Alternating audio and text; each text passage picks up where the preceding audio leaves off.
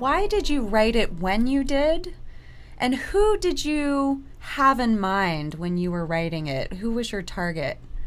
The history of writing that book goes back about 20 years when I had worked around the world for 25 years and I became a professor and joined George Washington University and had a Center for Organizational Learning.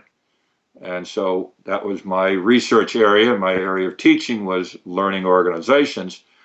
And there really was very little literature on it, very little research, and most organizations never succeeded in becoming a learning organization. So being a professor did give me the luxury of being able to do best practice research around the world, to do a lot of reading about what makes organizations effective.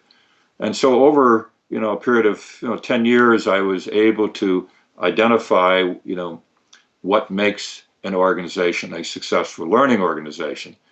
And for me, the market would be, every organization needs to be a learning organization, whether it's an organization of 3 people or 300,000, because I knew the environment was changing and that everyone had to be a learning organization.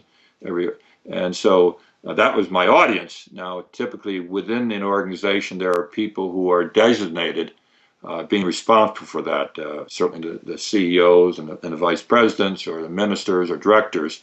But oftentimes within an organization, they would have a chief learning officer or a person, a vice president of human resources.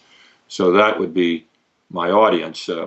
I guess my audience also would be the typical worker who would like to work in a learning organization because it's much more exciting and fun and satisfying to work in a learning organization. So if employees or consultants read this book, they might, insist that their organization adapt some of these practices because that would, retain them in that particular organization.